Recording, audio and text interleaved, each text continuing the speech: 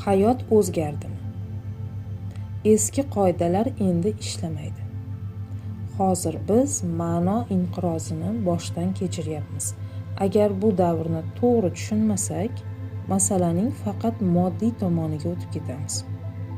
Bu holat nol fazasi deb ataladi. Eslaysizmi, avval obnulleniya, nullanish bo'ladi deyishardi. Ko'pchilik buni moliyaviy yoki boshqa sohalardagi nullashish deb o'yladi. Ammo hozir odamlarning o'zi nollashyapti. Ular moliyaviy jihatdan yaxshi ahvolda bo'lishi mumkin, moddiy tomondan hammasi joyida bo'lishi mumkin, rahbar bo'lishi mumkin, lekin ichida ular nol holatida. Bu qanday holat? Bu xuddi yangi tug'ilgan chaqaloqning holatiga o'xshaydi. Go'yoki sen endi dunyoga kelgansan. Buni anglagan yoki ongsiz ravishda his qilayotgan odamlar uchun bir imkoniyat paydo bo'ldi.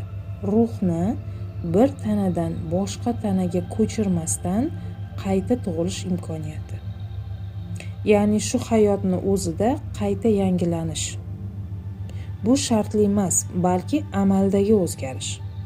Deyarli hamma buni his qilyapti, lekin eng qiyin joyi bu dunyoga bo'lgan eski bog'liqliklardan voz kechish kerakligini tushunish.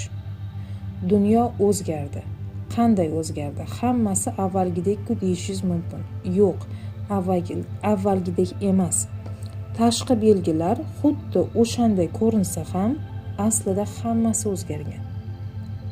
Hayot o'yinining maydoni o'zgardi. Yer boshqa darajaga o'tdi. Biz ham boshqa darajaga o'tdik.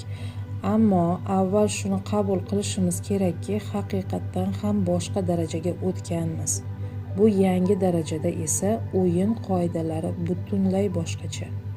Bu holatni biznesmenlar, siyosatchilar va faol odamlar yaxshi tushunishadi.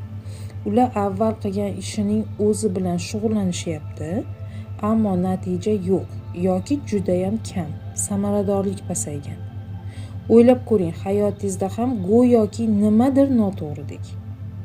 Lekin nima noto'g'ri ekanini tushunmayapsiz. Nega ilgari tajribamiz kamroq bo'lganida ham natijaga yaxshi erishganmiz, yaxshi natijalar bo'lgan, hozir bilim va tajriba ko'p bo'lsa ham ishlar yurishmayapti. Rostini aytganda, buni deyarli hamma boshidan kechiryapti. Bunday vaziyatda nima qilish kerak? Birinchisi, o'yin maydoni o'zgarganini qabul qilish. Hayot o'zgardi, sayyora o'zgardi, biz ham o'zgardik.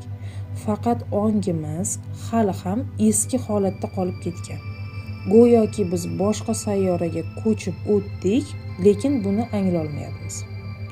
Shuning uchun birinchi qadam hammasi o'zgarganini qabul qilish. O'tmish tajribasi endi to'liq tayanch bo'la olmaydi. O'tmishga qayta murojaat qilishning foydasi yo'q. Kelajakni ham avvalgi tajriba asosida rejalashtirish qiyin, chunki biz doimo kelajakni o'tmish tajribasiga tayanib qurganmiz. Hozir esa biz o'z yerimizda, o'z tanamizda, o'z hayotimizda xuddi begona sayyoraliklarga o'xshaymiz. Atrofimizda ham xuddi shunaqa yo'lni topa olmayotgan odamlar bor. Ammo ko'pchilik hammasi yaxshi ekanligini ko'rsatishga harakat qiladi. Birinchi qadam o'zimizni hozir nol nuqtada turganimizni qabul qilish. Ikkinchi qadam qaytadan o'rganish. Endi nima qilsangiz ham uni kuzatib boring. Men buni qanday qildim? Qanday natija oldim? Xuddi bolalar kabi, lekin bu safar katta yoshli bola sifatida. Natijaga qanday erishishni boshidan o'rganish kerak.